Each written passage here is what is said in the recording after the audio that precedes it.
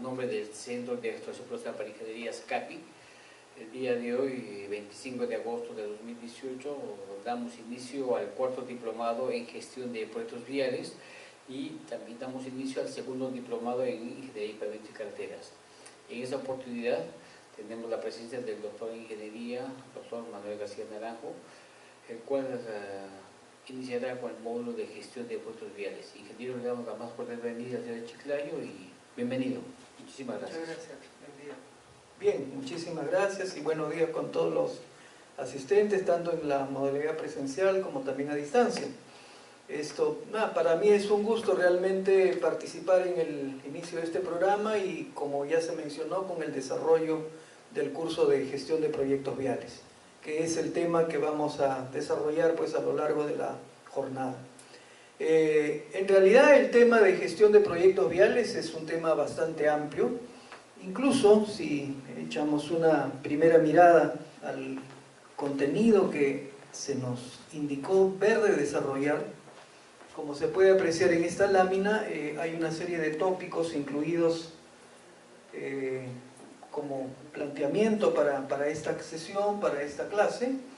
Como lo pueden ver, estamos hablando de los requerimientos de inversión en infraestructura vial, cuáles son algunos lineamientos o características del Plan Intermodal de Transporte entre los años 2004 y 2023, el análisis de proyectos a diversos niveles como son prefactibilidad, factibilidad, estudios definitivos. Por otro lado, hablar de los proyectos que actualmente se encuentran en cartera por parte sobre todo de las diversas entidades. Podemos estar hablando pues del Ministerio de Transporte, los gobiernos regionales, Provías, etc. Alguna referencia a lo que es la formulación de proyectos, y acá, bueno, si bien acá se habla del Sistema Nacional de Inversión Pública en esta lámina, sin embargo todos sabemos que esto también ha migrado a lo que es actualmente InvierteP. Lo referente a la evaluación social de proyectos, la rentabilidad de obras viales, el rol de diversos organismos reguladores que están vinculados con el rubro transporte, y por otra parte también hablar de algunas otras modalidades, por ejemplo, que existen para el desarrollo de este tipo de proyectos, ¿no? Digamos, el tema de concesiones, asociaciones público-privadas, proyectos de iniciativas privadas, obras por impuestos, en fin, tantas cosas que actualmente se manejan, ¿no?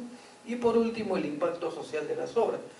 En realidad, si ustedes revisan, es una temática bastante amplia y por lo tanto es un tema que para verlo en profundidad probablemente el tiempo que esto demandaría superaría lo que es pues una sesión como es la que vamos a tener el día de hoy. En ese sentido, digamos, seguramente los temas que vayamos a desarrollar los vamos a cubrir sobre todo tratando de destacar los aspectos más saltantes, ¿no? Que es importante conocerlos, pero indudablemente no vamos a poder llegar a un nivel de profundidad o detalle en muchas cosas, porque digamos el tiempo en verdad no lo permitiría. Sin embargo, sí es cierto que vamos a revisar aspectos que son aquellos significativos o saltantes en relación a todos estos temas. Bueno, lo primero que se nos señalaba por ahí era, digamos, los requerimientos de inversión en infraestructura. Y para poder revisar los requerimientos de inversión en infraestructura, creo que lo primero que deberíamos hacer es revisar algunos indicadores generales. Algunos indicadores generales de cómo estamos como país y de cómo estamos particularmente en infraestructura. Para con eso poder tener una idea de cuál es la situación que vivimos y hacia dónde deberíamos apuntar, ¿no? Sobre todo en el rubro de infraestructura. Cuando vemos algunos indicadores generales del país, de repente uno que es muy interesante es este que plantea el Foro Económico Mundial, como lo pueden ver acá, que es una publicación que en realidad es, yo diría, sumamente interesante porque evalúa muchos aspectos claves y es una publicación que año a año va dando cuenta de cómo están diversos países pues a nivel mundial, ¿no? Acá, por ejemplo, tienen ustedes el reporte del año 2017, o sea, el reporte del año pasado. Esto normalmente se publica año a año y se publica hacia el mes de octubre, a veces, noviembre de cada año. O sea, estamos en realidad es relativamente cerca a la aparición del nuevo reporte que corresponderá al año 2018. Pero en el reporte del año 2017 una cosa que podemos apreciar es que el país se encuentra en el puesto 72 de 137 países, y acá podemos apreciar, bueno, con un Producto Bruto Interno per cápita del orden de $6.200, e incluso acá podemos apreciar cómo ha sido la evolución del país en los últimos años, ¿no? Hemos pasado del puesto 61 hasta el puesto 72, o sea, hemos caído, digamos, 11 posiciones, ¿no? Producto Bruto Interno $6.000. Y una cosa que también es interesante es resaltar cómo estamos en los diferentes campos en los cuales, digamos, el Foro Económico Mundial divide esta evaluación. Como ustedes pueden apreciar, acá señalan varios subíndices.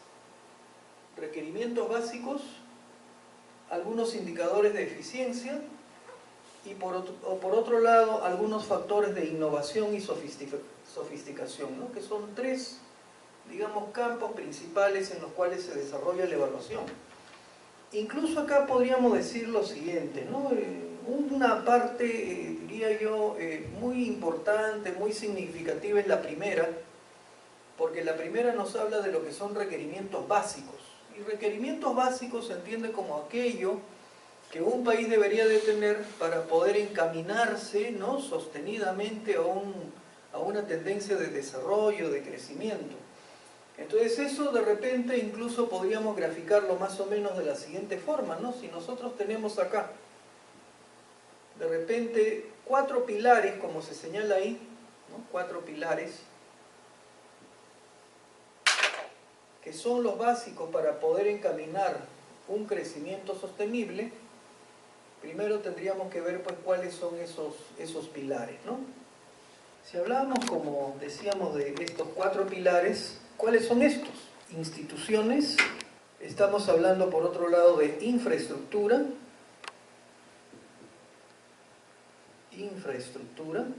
que es lo que va a estar justamente muy vinculado con el tema de carreteras, todo lo que es el ambiente macroeconómico del país, la parte macroeconómica, y por último estamos hablando de lo que es salud y educación primaria. Entonces, ¿qué cosa es lo que se señala? O por lo menos, ¿qué es lo que señala incluso este reporte? Que si un país efectivamente desea crecer, tiene que tener sólidamente fundados estos aspectos, ¿no? Todo lo que está relacionado con la solidez de las instituciones públicas, o sea, aquellas que están directamente relacionadas, pues, con la actividad del Estado y la conducción de todas las políticas y de todas las acciones que se desarrollan al interior del país. La infraestructura, o sea, la calidad de la infraestructura. Cuando hablamos de calidad de infraestructura, ¿a qué nos referimos con infraestructura? ¿Qué es lo que entienden por infraestructura? Carreteras, aeropuertos, infraestructura hospitalaria, infraestructura educativa, obras, por ejemplo, de irrigación, obras de saneamiento, todo lo que tiene que ver con telecomunicaciones, todo eso es infraestructura, ¿no es cierto? Bien. Ambiente macroeconómico, o sea, cuál es la estabilidad económica que el país tiene, ¿no? La solidez en ese campo. Y por último, cuál es la calidad o el nivel de los servicios de salud y educativos. Entonces, si vemos, acá estamos hablando nosotros de que en el caso nuestro estamos en instituciones en el puesto 116 de 137 países evaluados, ¿no? 137. En infraestructura estamos en el puesto 86, ¿de acuerdo? En lo que es la parte de ambiente macroeconómico estamos en el puesto 37, y por último en lo que es salud y educación estamos en el puesto 93, ¿no? Bueno, y estos números en realidad creo que no nos sorprenden, ¿no? Porque, digamos, el que estemos tan mal en el tema de instituciones, lo vemos, pues, incluso con las ocurrencias de estos últimos tiempos, ¿no? Los temas de corrupción, los temas de crisis política, renuncia de un gobierno, de un presidente de la República, En fin, todos los destapes que hay en diferentes campos, los problemas que hay actualmente igualmente de corrupción en el Poder Judicial, gobiernos regionales cuyos presidentes regionales algunos están en la cárcel, en fin, nos hablan más o menos del tema institucional. Entonces ahí estamos en el puesto 116.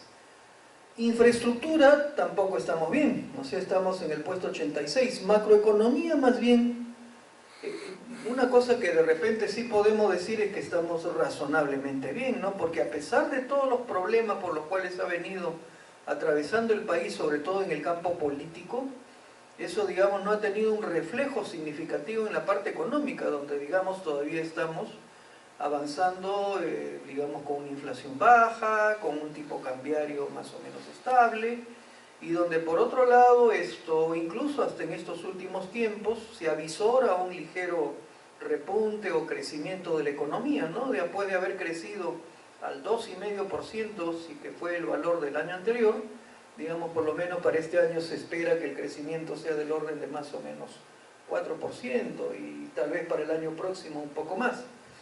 Entonces, en realidad, digamos, de estos 4 pilares, una cosa que podemos decir es que hay 3 en los cuales estamos definitivamente mal, y hay uno en el que estamos bien. Pero claro, la lectura de todo esto es, ¿estamos entonces con los cimientos suficientemente sólidos como para crecer sostenidamente? ¿Cuál creen ustedes que es la respuesta? La respuesta es no, porque digamos, de 4 pilares esenciales, hay 3 que están bastante mal. Y hay uno que, bueno, se mantiene bien, pero digamos, no es suficiente para con eso asegurar, digamos, el crecimiento del país, ¿no? En otras palabras, esto es lo que nos dice que nuestro país debería tener realmente cambios importantes a nivel estructural, ¿no? Nuestra nación debe de cambiar estructuralmente para que las cosas mejoren. Bueno, y hay otros aspectos que tienen que ver sobre todo mucho con este tema de los proyectos, y como ustedes saben, particularmente en el caso de proyectos viales o proyectos de carreteras, que es el tema, ¿no? Porque este es un programa que ustedes están llevando sobre proyectos viales. Una cosa que deben de darse cuenta es que esto tiene una presencia muy, pero muy significativa dentro de los proyectos de inversión que desarrolla el Estado y dentro de todo lo que es el paquete de inversión en infraestructura, ¿no? O sea, lo que corresponde a proyectos viales es realmente importante. Entonces, esto debería de llevarnos a pensar de que la forma en que se desarrollan los proyectos sea una forma moderna, una forma eficiente, una forma competitiva, o sea que efectivamente estemos montados en lo que significan las últimas tendencias para desarrollar no solamente una ingeniería, digamos, que se oriente a la simple obtención de resultados y de conclusión de los proyectos, sino a desarrollarlos eficientemente. Y bueno, eso sin hablar de otro tema que es muy importante, que es el plano ético, ¿no? Donde, digamos, eso también es un tema muy importante. Pero, digamos, sobre todo si nos referimos a la competencia técnica y al hecho de estar montados de repente en lo que son las últimas tendencias y cómo se hacen las cosas, o deberían de hacerse de acuerdo a la modernidad y a los avances que se dan incluso en diferentes partes del mundo, ¿qué es lo que podemos ver? Podemos ver de que en innovación estamos en el puesto 113 y podemos ver que en el tema de tecnología estamos en el puesto 86. Entonces, la lectura de esto es que igualmente, pues, o sea, las cosas como las hacemos acá no necesariamente están relacionadas con la modernidad. Probablemente muchos de los quehaceres que se desarrollan, particularmente en el campo de la ingeniería vial, incluso se hace de modo tradicional. Se hace lo que siempre se ha hecho, pero no reconocemos el espacio importante que existe para efectivamente lograr mejoras, ¿no? Entonces, este es, digamos, el caso nuestro. Más o menos con eso se tiene una idea global o general de cómo estamos.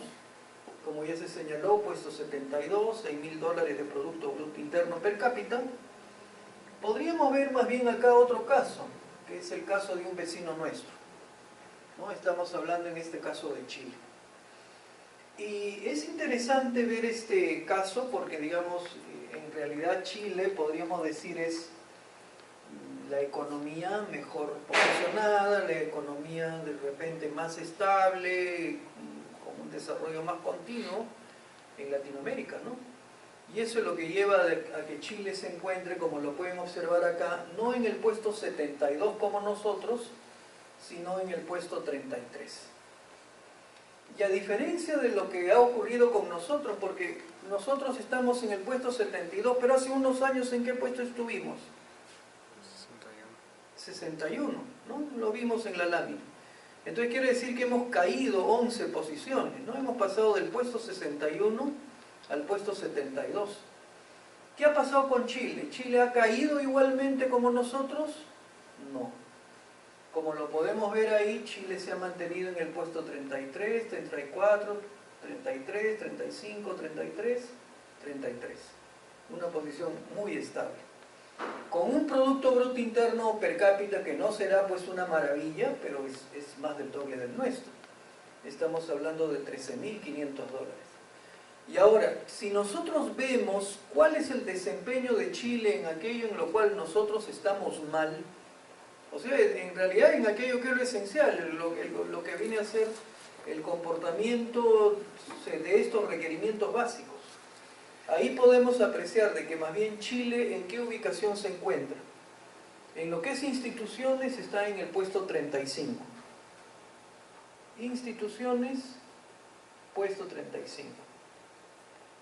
En lo que es infraestructura, puesto 41.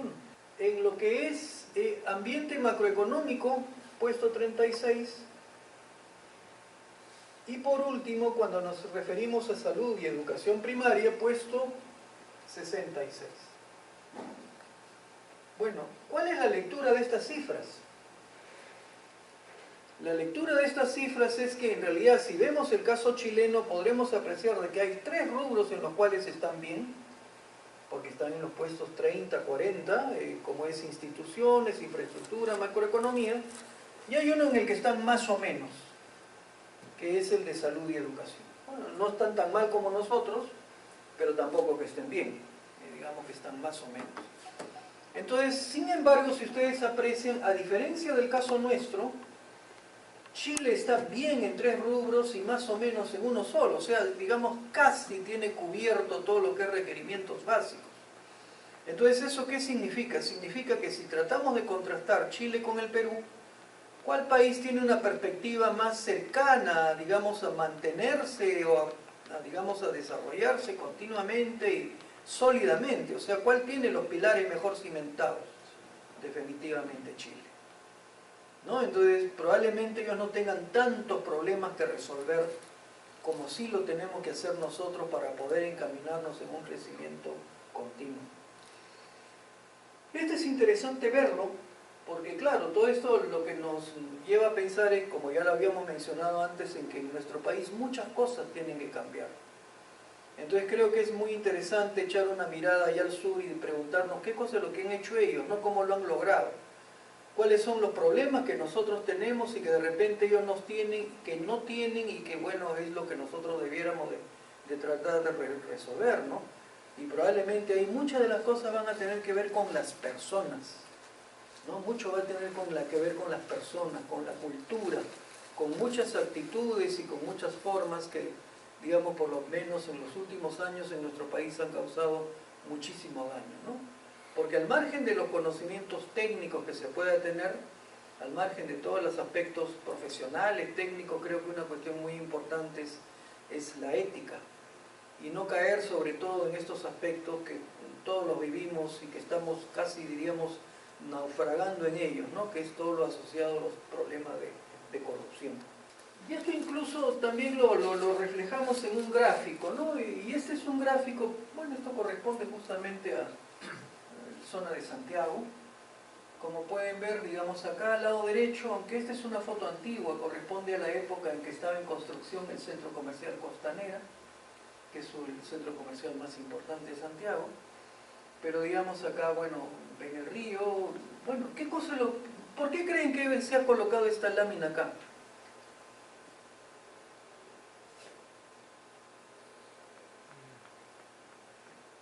¿Alguien imagina por qué hemos colocado esta lámina para tratar de hacer un contraste justamente entre Chile, o Santiago particularmente, que es la capital chilena, y en todo caso llamemos Lima.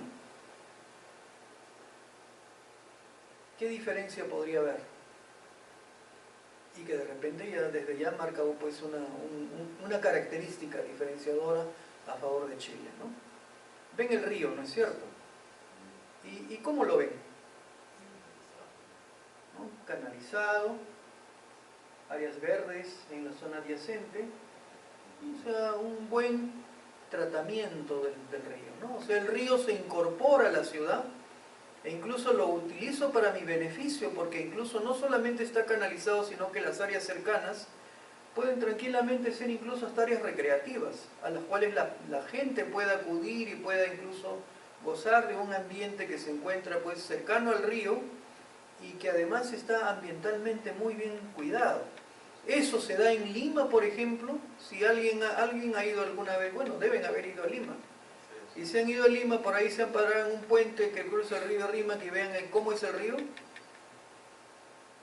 ¿No? Luce así el río Rímac, ¿no?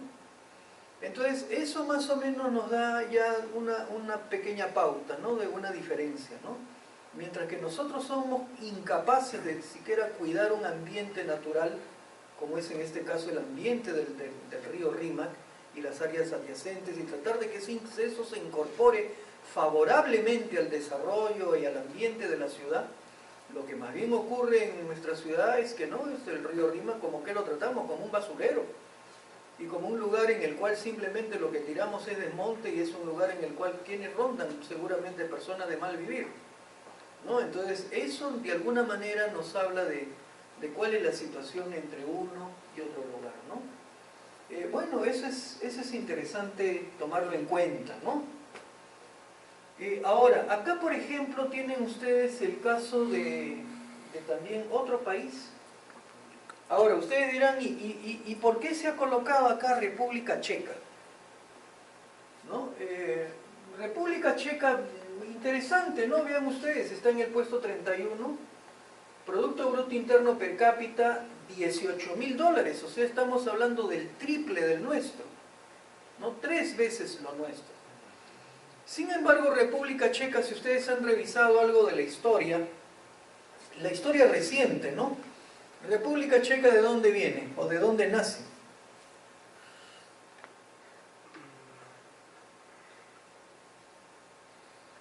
¿Alguien lo sabe? República Checa es lo que antes constituyó parte de lo que se denominó Checoslovaquia, ¿no? Pero Checoslovaquia era una república que formó parte del bloque soviético, ¿no? Y eso hasta la caída del bloque soviético en el año 91, ¿no? Y luego de eso, cuando ya se independizaron varias naciones, ¿no? Porque desapareció la URSS y aparecen, bueno, varias naciones, entre ellas, pues, bueno, Checoslovaquia en realidad se divide, y se divide en República Checa y Eslovaquia. Y por otro lado aparecen otras naciones que seguramente ustedes las reconocen, Ucrania y otras más que están en toda esta zona de Europa Oriental. Sin embargo, hoy estamos hablando de un año clave que fue el año 91, el año de la caída del bloque soviético. O sea, desde el año 91 hasta la actualidad han pasado 20 y tantos años, ¿no? Más o menos, 20 y tantos años de independencia de una república, como en este caso es el caso de República Checa. Sin embargo, digamos, puesto que ubica esta república, es el puesto 31. ¿Nosotros cuántos años de independencia ya hemos celebrado? ¿No? 197, ¿no? ¿Y en qué puesto nos ubicamos? Nos ubicamos en el puesto 72.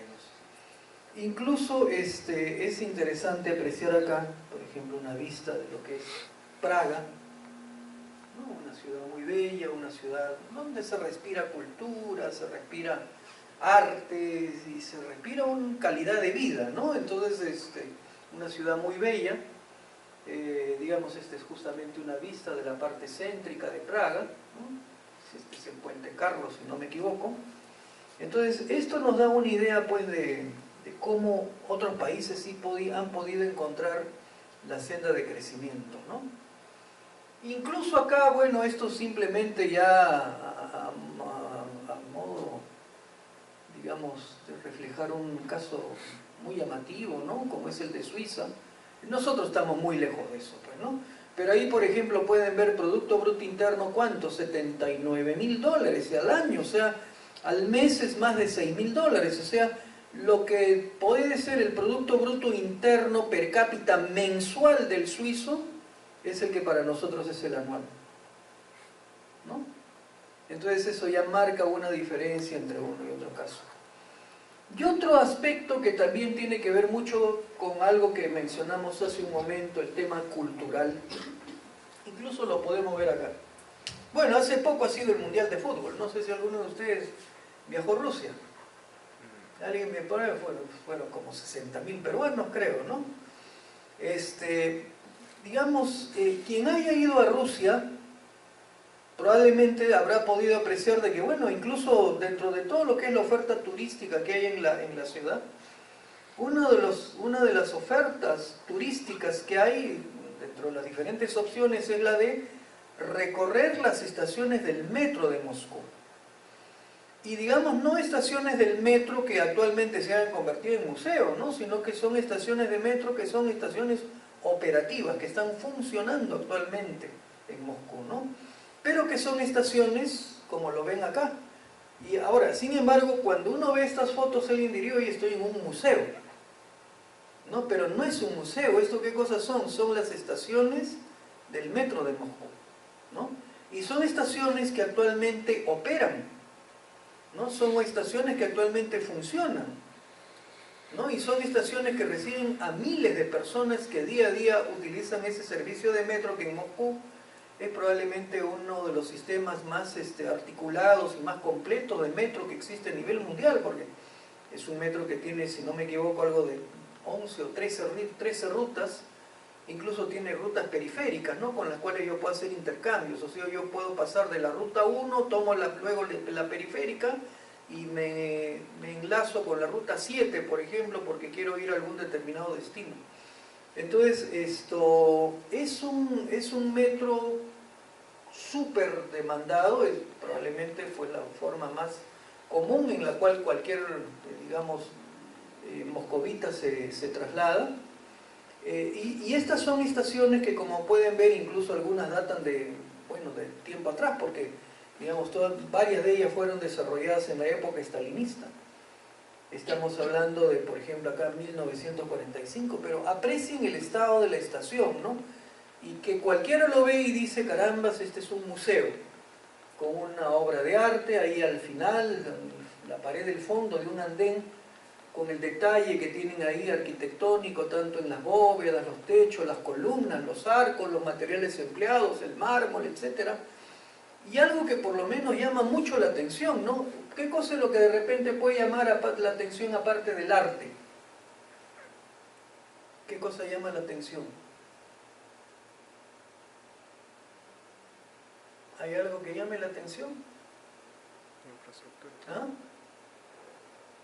La limpieza, ¿no? La limpieza. ¿Y esa limpieza qué significa? El cuidado incluso que los usuarios mismos tienen de este recurso o de esta infraestructura que utilizan, ¿no? Me encuentro con grafitis o con papeluchos pegados ahí donde digan que el grupo de Cumbia X se va a presentar el fin de semana en tal local. No encuentro eso, ¿no? Encuentro basura tirada en el piso, tampoco. Sin embargo, digamos, son estaciones por las cuales circulan miles de personas diariamente. Entonces eso también de alguna manera nos muestra la diferencia que hay, ¿no? La diferencia, ya diríamos, cultural, entre lo que son nuestras costumbres y lo que se da en otros lugares respecto del cuidado de las infraestructuras disponibles, ¿no? Bien, bueno, eso para reflejar un poco lo que, como decíamos, son algunos indicadores y alguna situación que se da en otros lugares. Acá, por ejemplo, también tienen un poco, bueno, cómo hemos estado el año anterior. Ustedes lo ven acá, la economía del país creció al 2,5%, la industria de la construcción creció al 2,2%, ¿no? un índice tremendamente bajo, ¿no? Para lo que, digamos, se había dado ya, digamos, una década atrás, cuando nuestro país crecía más o menos al 6-7% y la industria de la construcción llegó a crecer al orden del 13%, 15%. Entonces, definitivamente un indicador de ese tipo, un crecimiento de 2,5 es totalmente insuficiente para un país que incluso no solamente demanda cubrir muchas necesidades, sino que incluso vegetativamente sigue creciendo porque la población continúa en aumento. Ahora, acá pueden ver ustedes también algo, ¿no? Este indicador es interesante porque tiene que ver, como dice ahí, con lo que es el ranking de calidad de vida. Y la calidad de vida está asociado bueno, efectivamente, ¿qué cosa es lo que me ofrece el lugar en el cual vivo para poder sentirme bien, ¿no? O sea, para poder sentirme a gusto ahí.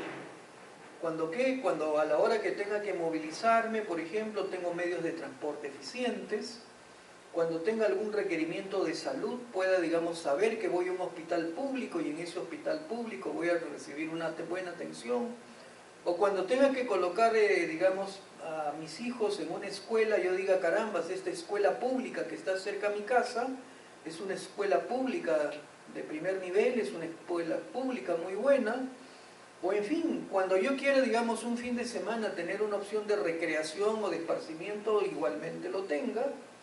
Entonces, eso, por ejemplo, es lo que se da en otras latitudes, ¿no? Y ustedes pueden ver acá qué cosa es lo que ocurre con lo que es el ranking de calidad de vida de algunas principales ciudades. Pueden ver que la mayoría, que las que están en el primer lugar en el ranking, son ciudades europeas. Bueno, por ahí también está Nueva Zelanda, está Australia, está Canadá, pero principalmente lo que se tiene, como digo, son ciudades europeas. En el caso del Perú, lo que tendríamos que señalar respecto de Lima es que se encuentra en el puesto 123 dentro del ranking mundial, ¿no? Entonces, en verdad, digamos, hay pues mucho que mejorar también ahí. Nosotros hablábamos de innovación hace un momento, y al hablar de innovación decíamos que nuestro país estaba en el puesto 116. Y ese estar en el puesto 116 está relacionado justamente con la carencia de innovación, con la carencia de investigación, de desarrollo, con la carencia de un vínculo entre la empresa y la universidad para desarrollar proyectos o trabajo de investigación aplicada que desarrollen pues muchas nuevas cosas.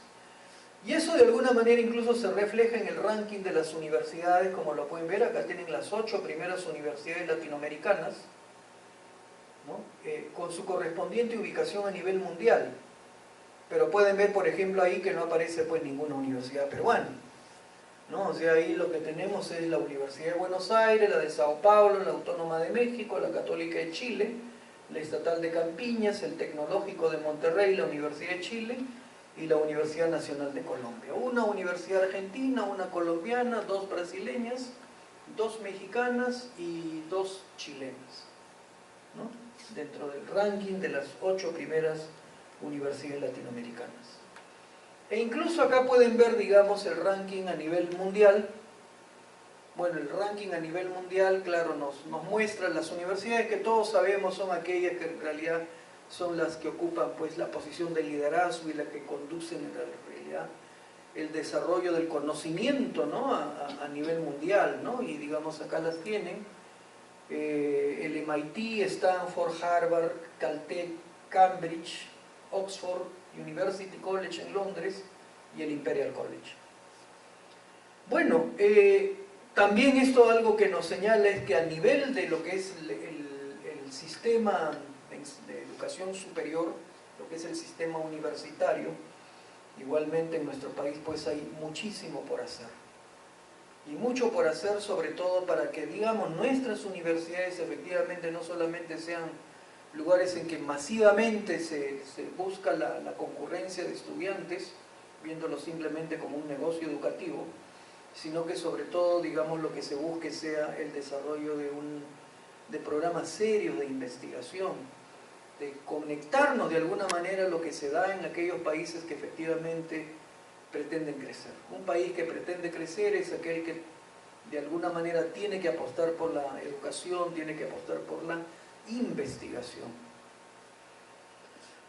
Ahora, viéndolo ya, digamos, en el tema de infraestructura, y con esto ya estamos aproximándonos justamente a todo lo que es el tema vial, digamos, acá por ejemplo tienen ustedes la calificación de la infraestructura general, digamos, sobre todo infraestructura de transporte, ¿no? Porque ahí pueden ver el caso de carreteras, ferrocarriles, puertos y aeropuertos, y cuál es la posición que se tiene, digamos, que tienen diversos países latinoamericanos. Ven ustedes, por ejemplo, el caso de Chile, puesto 48, Ecuador, puesto 45, y de ahí va prácticamente ya tenemos que bajar un montón, y luego tenemos el caso del Perú, que se encuentra en el puesto 112, ¿no? En lo que es infraestructura. Si hablamos nosotros de una calificación, en este caso también de acuerdo al Foro Económico Mundial, en una ponderación más bien que como lo señala ahí el texto, en la parte superior dice 1 nivel subdesarrollado, 7 nivel eficiente, o sea 1 el nivel más bajo, 7 el nivel más alto. Nuestro país se encuentra en la puntuación 3,5 en lo que es infraestructura. Los países desarrollados, lo pueden ver, están en el orden de prácticamente 6 y más de 6, ¿no?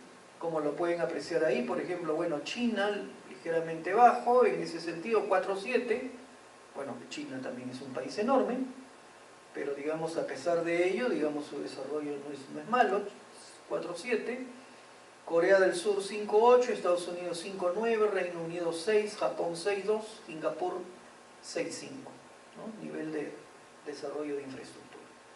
¿Y el desarrollo de infraestructura de transporte será importante para un país? ¿Qué creen ustedes? O simplemente, si es que el tema de transporte, bueno, anda medio descuidado, eso no tiene mayor incidencia en el desarrollo de un país. ¿Qué es lo que piensan?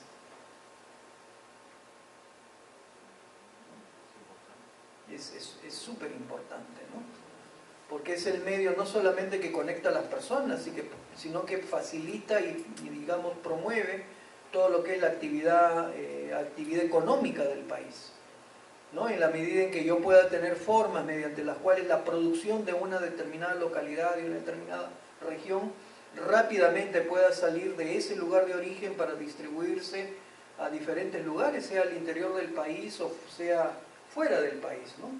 Sin embargo, eso no es lo que ocurre pues en nuestro país, ¿no? O sea, en nuestro país el tema de transporte, bueno, claro, podemos hablar de que hay una vía longitudinal, la Panamericana, pero eso no es suficiente, pues, ¿no? Porque esto en nuestro país no es solamente la zona de las ciudades costeras. A ver, ese proyecto del tren de Trujillo, Chiclayo hasta Ica, ese tren que se está mencionando, Sí. ¿por qué mejor no traemos de la sierra o ir a la costa? Sí, y eso es interesante. Ahora, es interesante evaluar todas estas alternativas, ¿no? Tanto importante en la costa del tren, se da mejor traerlo de... Claro, probablemente los problemas más significativos que tenemos es justamente en vías de penetración, ¿no? Y el lograr que el interior del país efectivamente esté articulado y conectado con todo lo que es la costa y la posibilidad con ello de desarrollar incluso actividad exportadora, por ejemplo, ¿no? Una de las cosas que, bueno, no está en las láminas, por decir, es que incluso cuando hablamos no solamente de este tema de carreteras, sino puertos, si hablamos del movimiento portuario, ¿tienen ustedes, digamos, más o menos cómo es la distribución del movimiento portuario en nuestro país? El 75% de la carga general se despacha ¿por dónde? Por el Callao. Y el 90% de la carga contenerizada, el 90% de la carga contenerizada, ¿por dónde se despacha? También por el Callao. ¿Eso qué cosa nos dice? Que prácticamente Callao centraliza todo, ¿no? Entonces, ¿qué pasa si yo tengo de repente una industria en Amazonas o en Cajamarca? Y yo quisiera, digamos, sacar la actividad productiva de esta región, que yo tengo una industria ahí, y quisiera sacar la producción y destinarla, digamos, a un comercio de exportación. Y tengo que hacerlo a través de contenedores. ¿Qué es lo que tengo que hacer con mi producto? tendría que remitirlo hasta el Callao para que por ahí pueda salir. O sea, entonces estamos hablando de una situación en la cual hay mucho que hacer, ¿no? O sea, temas de descentralización en muchos aspectos, vías de penetración. Ahora, el hecho de que se hable de un tren, digamos, longitudinal de la costa, de todas maneras es un tema sumamente también interesante, ¿no? ¿Por qué? Porque en muchos casos eso nos podría conectar también con la modernidad que hay en otros lugares. Si yo hablo, por ejemplo, de Japón, Japón es un país esencialmente, como saben, es un conjunto de islas largo. Pero digamos, es un país en el cual lo que se ha hecho es justamente disponer sistemas muy rápidos de conexión. Si ustedes, por ejemplo, ahora por tierra quieren irse a Lima, ¿cuánto tiempo les demanda el viaje de acá a Lima? 7, 8, 7, 8 horas de acá hasta Lima. No. 14. De acá a Lima es por lo menos 14 horas, ¿no? Porque estamos hablando de más o menos 3 horas y media hasta Trujillo, 13 horas de repente, ¿no? Y 9 horas y media desde Trujillo hasta llegar a Lima. O sea, por tierra 13 horas, y eso yendo en un bus. Y bueno, en un auto de repente un poquito menos ahora, pero si yo me traslado, qué sé yo, o sea, tengo que hacer el traslado más bien comercial, en un tráiler, en un vehículo pesado, probablemente le va a tomar más de 16 horas, o quién sabe 18 horas en llegar a Lima. Claro, este proyecto es también importante, pero yo lo veo, no es el momento. O sea, lógicamente, como muchas cosas, y es que eso nos debería llevar a ver técnicamente las cosas, cosa que en nuestro medio no sucede, ¿no? Porque incluso si hablamos de prioridades como debería de ser, alguien debería preguntar, ¿tiene algún sentido haber, digamos, desarrollado la vía interoceánica sur en el tramo que nos conecta la zona, pues, hacia la zona de Brasil? ¿No? O sea, ¿para qué? Para que por ahí circulen. ¿Cuántos vehículos por día? ¿No hubiera sido más importante, en lugar de eso, de repente desarrollar una carretera central de primer nivel, efectivamente, que resuelva los problemas de transporte que hay con todo lo que es la zona, digamos, la zona de la Sierra Central, ¿no? Porque la zona es la Sierra Central, que tiene una actividad económica muy importante. Estamos hablando de Huánuco, estamos hablando de Pasco, estamos hablando de Junín, estamos hablando de Huancavelica, digamos. Entonces, si yo hablo de una prioridad, diría, oye, eso es mucho más importante que tratar de conectarme de Puno con Brasil. Sin embargo, ¿por qué se hizo lo otro? Porque con eso alguien se pudo guardar 20 millones de dólares en el bolsillo, ¿no? Entonces, eso ya tiene que ver mucho con el tema político y con lastimosamente, con la corrupción en la cual nos encontramos nosotros realmente, pues, hasta el cuello, ¿no? Entonces pero sí, o sea, hay proyectos claro, técnicamente debiera de analizarse qué es lo que me conviene impulsar más, a qué cosa destinarle recursos. Pero las necesidades son tan grandes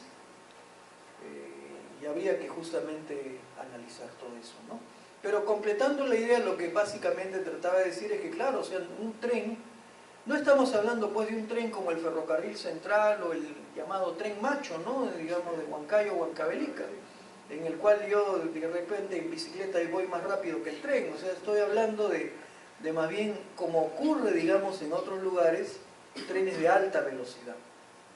Y entonces en un tren de alta velocidad se supone que si ese medio puede ir pues a 200 kilómetros por hora, entonces la conexión digamos, de Chiclayo con Lima debería ser una conexión que no me tome más de 4 horas. No me tome más de 4 horas. Y no las 14 horas que me tendría que tomar, si es que me toman, si es que, digamos, decido irme por tierra.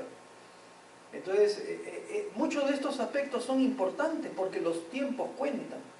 Y sobre todo cuando eso lo vinculamos con la actividad económica de un país lo que busca es justamente esto, las eficiencias, ¿no? O sea, ¿de qué manera soy más eficiente? ¿No? Y soy más competitivo y logro mejores resultados. Eso es lo que me va a situar en las posiciones de privilegio. Los países desarrollados, ¿por qué cosas se caracterizan? Por tener infraestructura de primer nivel, ¿no? Esto de tener infraestructura de primer nivel, incluso como lo señala esta lámina, muy de la mano con el desarrollo de un país. O sea, A mayor nivel del desarrollo de la infraestructura, mayor desarrollo económico, ¿no? Mayor riqueza. Y esto pues lo aprecian acá. Nosotros estamos por acá, pero si vemos acá, por ejemplo, Corea del Sur, una calificación de infraestructura del orden de casi 6, un Producto Bruto Interno per cápita de casi 25.000, o sea, 4 veces el nuestro, ¿no? Entonces, estamos hablando de que, como se muestra incluso en el gráfico, hay una relación directa entre lo que sea la infraestructura de un país y el desarrollo del mismo. Esto es muy importante valorarlo, y digamos, si ustedes están de alguna manera vinculados con el tema de proyectos viales, pues deben reconocer que están estrechamente relacionados con un campo muy significativo, que es el desarrollo de la infraestructura nacional. Y entonces algo es que uno debería de llevarlo muy grabado en su chip propio y decir, caramba, desde la posición en la que yo me encuentro tengo que hacer algo importante, algo de aporte para justamente promover, digamos, el desarrollo de lo que es infraestructura. Porque con eso de alguna manera estoy contribuyendo al desarrollo del país. Las dos cosas van muy de la mano. Igual, aunque esto probablemente no tiene que ver con el campo vial, pero igualmente tiene que ver con infraestructura, digamos todo lo que es desarrollo energético. En el campo de desarrollo energético, que también va muy de la mano con lo que es, digamos, la riqueza y el desarrollo de un país, cuanto más consumo de energía un país tiene, ¿qué significa más? ¿Qué cosa trae más consumo de energía? Si un país consume más energía, ¿qué significa eso? Mayores industrias, mayor actividad productiva, ¿qué significa? Mayor calidad de vida de la gente, porque la gente probablemente en su hogar tienen pues todos aquellos equipos, implementos, en fin, dispositivos que consumiendo energía eléctrica les permite tener calidad de vida. Entonces, por ejemplo, ahí probablemente no se da lo que se da en Puno. O sea, digamos, si hablo acá de Puno y hablo de lo que todos los años hablamos, ¿eh? Porque todos los años hablamos. ¿Y de qué hablamos todos los años respecto de Puno? ¿Ah? Del friaje. No hablamos del friaje. O sea, todos somos conscientes de ello. Año a año. Pero ¿y hacemos algo aparte de decir, bueno, cada año no sabe qué, vamos a colectar frazadas y ropa abrigadora para enviarles? No, porque ese todo lo que hace se hace todos los años. Pero si somos conscientes de cuál es la situación, ¿por qué no tratar realmente de resolver ello? Entonces ahí lo que tendríamos que preguntarnos, ¿un poblador puneño tendrá en su hogar un sistema de calefacción? No lo tiene, ¿no?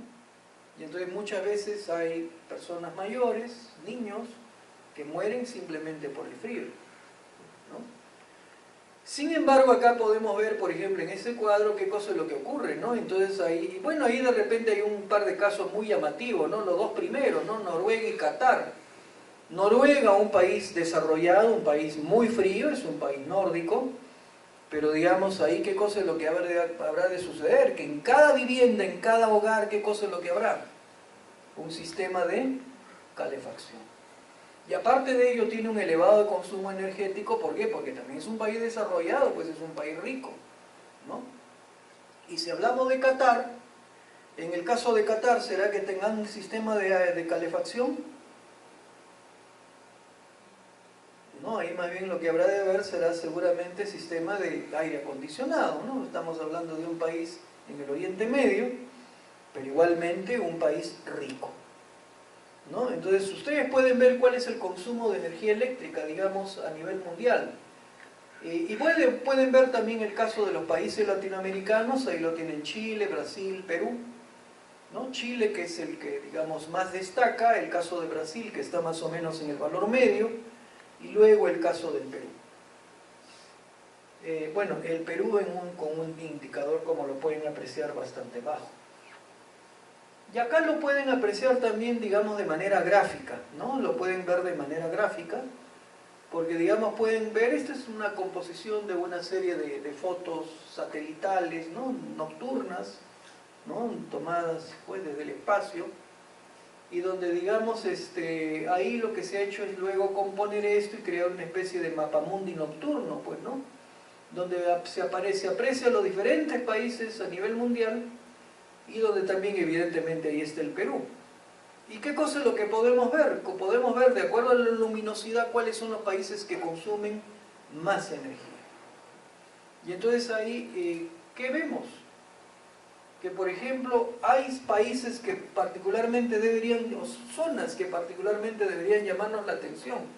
Bueno, toda esta es la zona de Oriente Medio, que indudablemente, digamos, involucra a la gran parte de los países árabes desarrollados, muchos de ellos pues ricos en función a la explotación del petróleo, pero digamos, bueno, acá está Japón, pero acá se encuentran todos los países emergentes del Asia, ¿no? En toda esta zona. E incluso acá esta región es una región que nos debería llamar mucho la atención, porque ahí ¿de qué país estamos hablando? ¿Qué país es ese? ¿Dónde? Este de acá, ¿La India? ¿no? La India. La India, ¿no es cierto? La India. Y entonces cualquiera que podría decir, caramba, la India, un país, ¿no? ¿Qué cosa me imagino de la India? Me imagino Calcuta, ¿no? Y me imagino de repente una situación de subdesarrollo. ¿Realmente es así? Realmente no es así. Y si ustedes revisan incluso informes, documentos, proyecciones, podrán leer y ver de que, digamos, la India se proyecta a ser la tercera economía mundial para el año 2030. ¿Seguido de quién? Seguido de Estados Unidos y China, ¿no?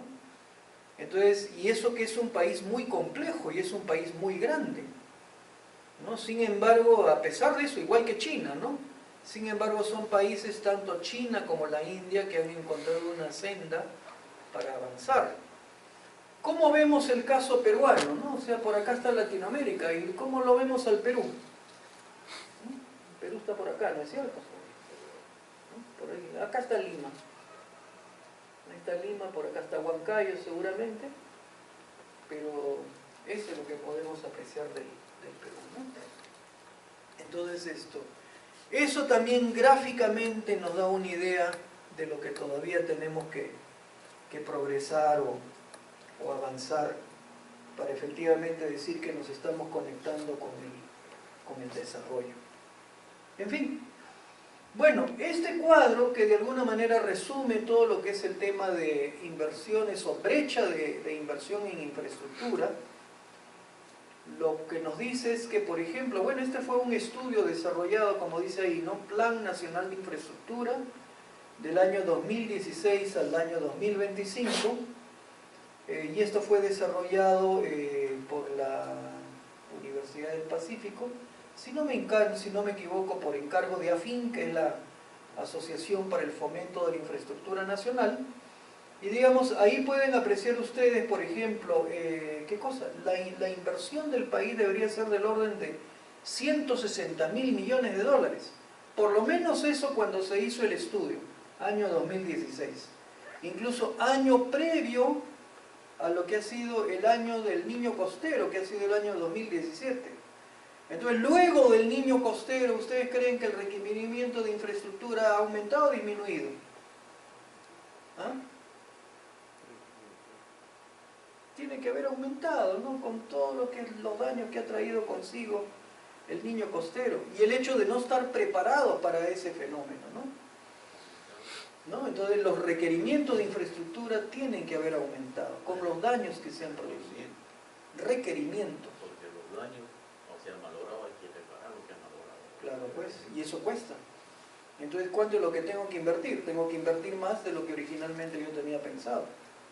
Entonces, digamos, si sin Niño Costero hablábamos nosotros de 160.000 millones de dólares, luego de la ocurrencia del Niño Costero, quién sabe si eso está tranquilamente por los 180.000 millones de dólares, ¿no? Entonces, lo que debe de invertirse en realidad en desarrollo de infraestructura es una cantidad enorme. ¿Y cuál es la que destaca dentro de todo esto? Transporte. Porque la inversión en transporte debería ser del orden de 57.500 millones de dólares. Y ahí lo tienen desagregado incluso, ¿no? 17.000 prácticamente en lo que es ferrocarriles, 32.000 casi en lo que es carreteras, aeropuertos, 2.500 puertos, 6.000 millones de dólares, ¿no? Y probablemente, como digo, las cifras actualizadas, si hablamos de cifras al 2018, sean incluso mayores a las que se plantean ahí, ¿no? Entonces, ¿eso qué nos dice? Nos dice también que este tema, o sea, en el cual ustedes están, este campo, esta especialidad, es una especialidad muy importante.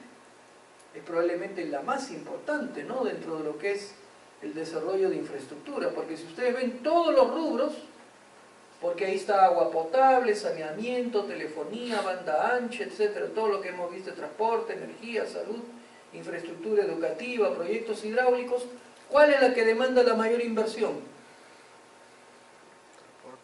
La que demanda la mayor inversión es carreteras, ¿no? Carreteras con 32.000. Claro, todo dentro del rubro de transporte, que igualmente es el más importante. Entonces, todo lo que está asociado a proyectos viales es al final probablemente lo más importante dentro de la infraestructura nacional, ¿no? Bueno, con eso terminamos esta breve revisión de indicadores, ¿no?, como para más o menos tener una idea de cómo estamos y cuánto tenemos que hacer todavía para avanzar, ¿no?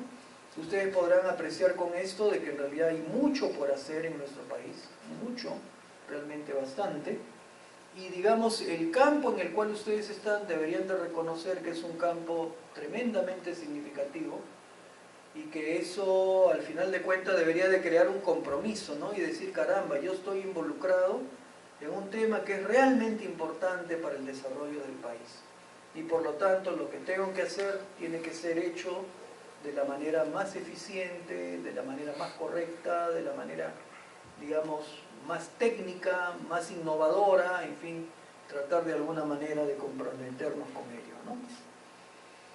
Bueno, y como habíamos comentado al inicio de la sesión, digamos, la temática planteada nos habla de una serie de cosas que fueron las que mencionamos.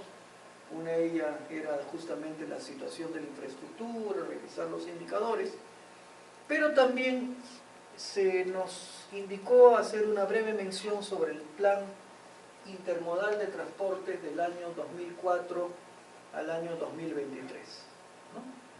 Entonces, bueno, este en realidad es un documento bastante amplio, que digamos no es propósito tampoco revisarlo en detalle ahora, porque eso nos consumiría prácticamente toda la sesión, simplemente el revisar en su integridad el plan intermodal de transporte. Lo único que, digamos, he visto de colocar acá es algunos títulos, haciendo referencia a cuáles son las partes que están incluidas en ese documento, que es un documento que proviene pues de un estudio que se desarrolló años atrás, en realidad, como muchos de los estudios que a veces se hacen en nuestro país, ¿no? Y que, yo no sé, eso ya sería una cuestión de indagar y de investigar, pero que creo que muchas veces escribimos, investigamos, destinamos recursos a proyectos o a elaborar documentos que al final de cuentas no sé si los cumplimos. Porque si al final de cuentas yo hago proyectos ya más que nada por ver cuánto es lo que me voy a meter al bolsillo o qué cosa es con lo cual me voy a ganar votos en una región, entonces en realidad los planes se convierten simplemente en cosas que quedan ahí escritas en un papel y que al final de cuentas, claro, se destinó recursos de inversión, recurso humano, estudios, investigaciones, pero que al final simplemente quedan ahí, ¿no? Este es un estudio que, si no me equivoco, costó algo de $3 millones. O sea, es un estudio muy serio, ¿no? O sea, $3 millones no es cualquier cosa. Entonces, y acá participaron muchas instituciones y participaron muchas personas, incluso, si no me equivoco, esto con, digamos, apoyo externo para producir este documento. Entonces, este documento en realidad se supone que debería haberse convertido en la línea matriz para los proyectos de infraestructura, ¿no? Pero si así fuera, no se hubiera hecho la interoceánica sur, ¿no? O sea, tendría que haberme ajustado a lo que realmente me dice mi plan intermodal, ¿no? Y a lo que son los planes que realmente desde el punto de vista técnico deban de hacerse. Pero bueno, de todas maneras vamos a mencionarlo porque si alguno de ustedes quisiera o está vinculado al tema de transportes y quisiera más o menos ver hacia dónde iban estos planes. Ahora, de repente muchas cosas también ya pueden sonar un poco desactualizadas, porque digamos, desde mi punto de vista es un plan muy ambicioso porque va desde el año 2004 al 2023 y digamos las cosas van cambiando, ¿no? Entonces, qué sé yo, ahora estamos en el año 2018, si vemos en retrospectiva este documento ha sido elaborado pues hace 14, 15 años, entonces habría que ver si es que digamos la proyección que se hizo hace 15 años del momento actual ha sido una proyección correcta o no lo es, porque muchas veces hacemos cosas por resolver el problema del momento, pero no nos proyectamos realmente muy bien a los requerimientos futuros, y cuando algo se hace al final, cuando entra en servicio, muy rápidamente deja de ser útil, ¿no?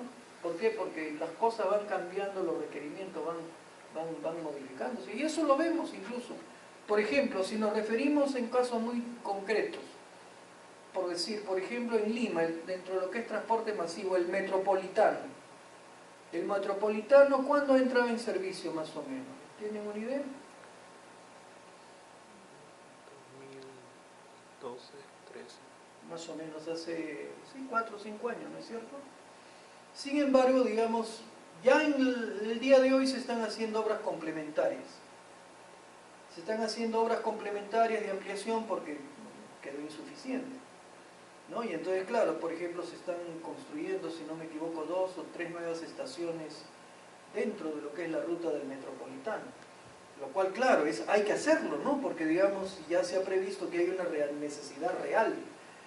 Pero, digamos, si en su momento, cuando este proyecto fue planteado, si hubiera hecho una correcta, digamos, evaluación a futuro, probablemente las estaciones que, digamos, se están construyendo, las ampliaciones que se están construyendo ahora, en su momento deberían haberse tenido por lo menos mapeadas, ¿no? Y hacerlas en ese momento.